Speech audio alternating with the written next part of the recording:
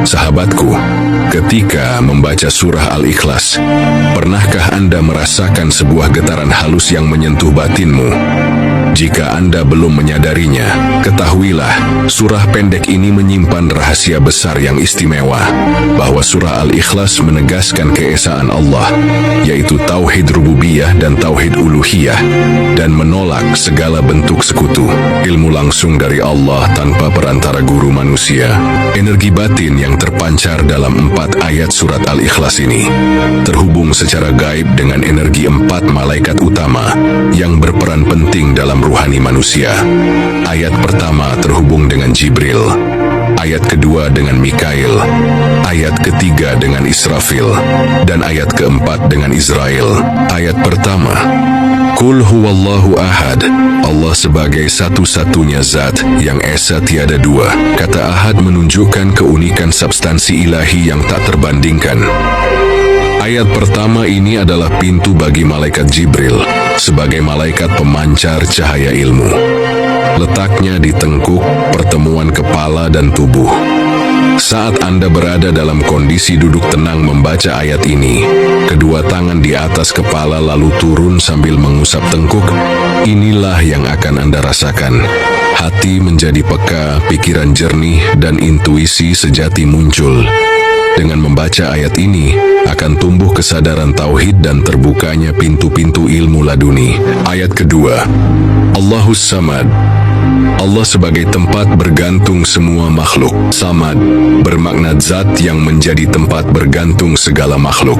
Allahus Samad adalah pintu sufistik yang menyadarkan kita bahwa segala kebutuhan hanyalah kepadanya, menghapus ilusi kemandirian ego. Ayat kedua ini adalah jalur energi malaikat Mikail sebagai malaikat pengatur rezeki dan unsur air dalam tubuh. Letaknya di antara pusar dan kelamin. Saat Anda membacanya dengan duduk bersila, kedua tangan di pusar, lalu berserah diri kepada Yang Maha Kuasa, inilah yang akan terjadi pada dirimu. Getaran frekuensi batin yang selaras dengan aliran kehidupan. Rezeki batin Anda akan terbuka dan dipenuhi limpahan ketenangan, kesehatan, dan keberlimpahan batin.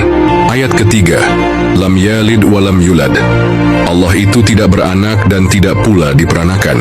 Sebuah makna metaforis bahwa tidak ada proses biologis dalam hakikat ilahi. Lam yalid walam yulad, dengan cermin tak terpecah, pancaran cinta ilahi tidak terputus, tak terulang, dan tak terwariskan. Ayat ketiga ini adalah kunci malaikat Israfil sebagai penghubung kehidupan dan kesadaran. Letaknya di paru-paru kanan. Bacalah sambil menarik napas dalam-dalam. Tarik napas panjang sambil membaca Lam Yalid. Hembus perlahan sambil membaca Walam Yulad. Biarkan napas menjadi zikir hidup. Inilah yang akan Anda rasakan, menenangkan rongga dada, mengharmoniskan jiwa, menyadarkan hakikat keabadian.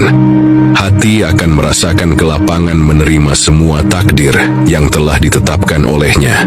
Ayat keempat, Walam yakun lahu kufuwan ahad, tiada suatu pun yang setara dengannya. Kata kufuan berarti setara dalam zat dan sifat, sedangkan Allah tidak dapat disetarakan. Ayat penutup surat Al-Ikhlas ini adalah milik malaikat Israel sebagai malaikat penyeimbang unsur api atau amarah. Letaknya di depan otak kita, tepat di balik kening. Saat Anda membacanya sambil mengusap dahi, inilah yang terjadi pada diri kita. Ego dan amarah tertundukkan. Akal disinari kesadaran, menjadikan jiwa terjaga dari hawa nafsu, dan menyadarkan kehambaan total.